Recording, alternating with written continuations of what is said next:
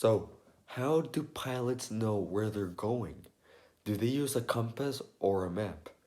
Also, how can they use all of that if the visibility is low? Yo, what's up? My name is Manuel, and I am really, really glad you're here. Aviation is the topic of the channel, so if you don't mind, I would highly encourage you to subscribe because aviation is our passion. So we're gonna look into all those questions and to see what is going on with how do pilots know where they're going. So how do pilots know which way they're going? If they're going north, if they're going south, if it's to the right or to the left, anything. Well, it is as simple as a compass. They use a compass. A compass is an instrument that uses direction. It uses the North Pole for directional guidance. All aircraft have that, and they work in probably some different ways, but overall it's the same. They use the North Pole as reference. And for in the case of which specific part of the direction they're pointing at, they use degrees. They use degrees from 0 to 359 as usual. 0 degrees being north, 90 degrees being east, 180 being south, 270 being west, and 360 slash 0 degrees being north again. And that is how they call heading. Heading is the measurement of the compass using degrees. So actually, a question I actually got is that do pilots use the magnetic North Pole or the true North Pole? The magnetic being what the magnetic field from the Earth is actually pointing towards. Is actually pointing the North Pole, and it is used by magnets from the compass, or the true north being the geographical point at which north is being situated.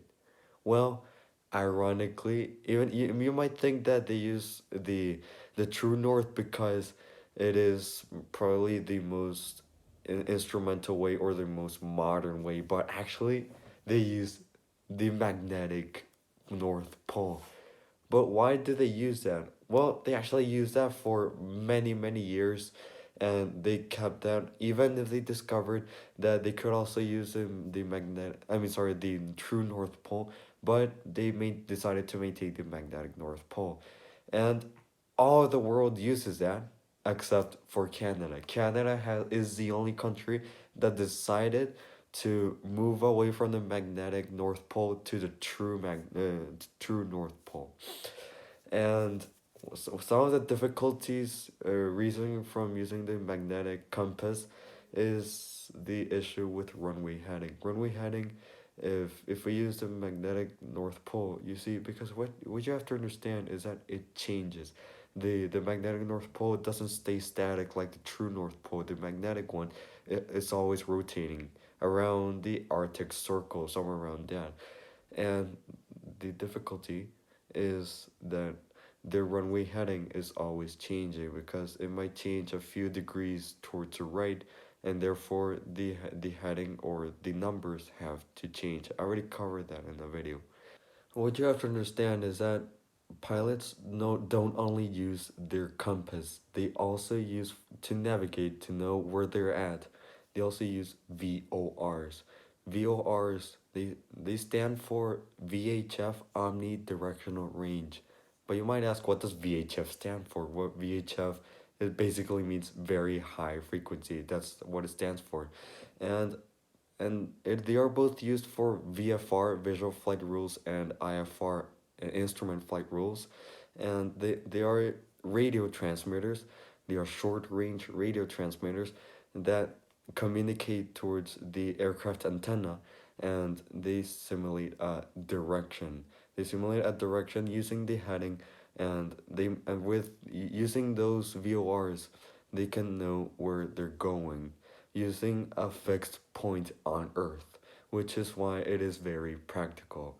They have a set frequency, so you have to set it manually at your aircraft, if it has a radio, and they could also be used for approaches. Also, they are a little more complicated to do that, but what you also have to understand is that there are other variants for those types of antennas.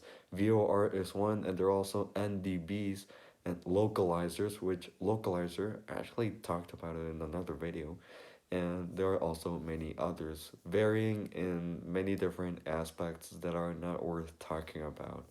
Well, if you actually want to talk about it, let me know in the comment section if you actually want to make it, if you actually want to watch a video specifically about that. But, anyways, the other very common way, but like it is very common, it's also used in your car, is GPS, the classic one.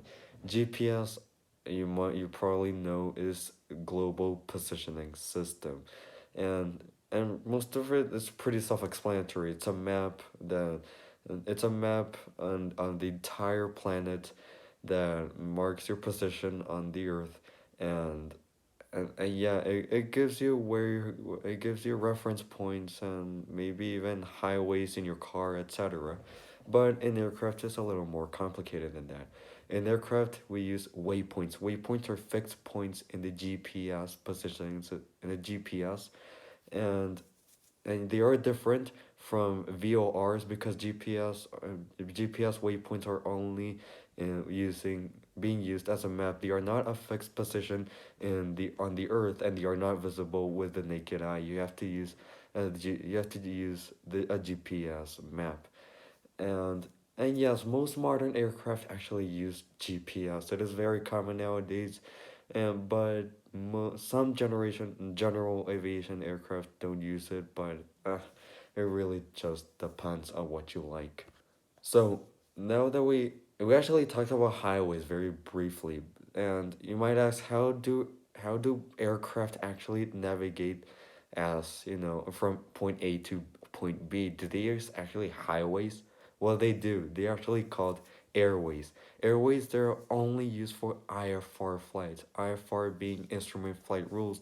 They only use the instruments, and that is why we use airways, which use both GPS and VORs or NDBs. And yes, again, they are just like highways in your car, but it's airways for the aircraft. And they are basically a fixed set of waypoints connected to in straight lines that aircraft catch to go from point A to point B, just like highways. And yes, for safety reasons and for other factors, they are updated every 28 days, which is something that is for another video, but you have to know that they are always updated every 28 days. So how are airports built? Well, that question, I will leave that in the comment section so you can actually analyze what are some of the factors that have to be considered to build one. And if the video is out, which it will be the next video, and click the link right here. And so, yes, that would be it. And I hope you really enjoyed. And if you did, I would really appreciate if you subscribe. Aviation is the top priority, and we will keep talking about it.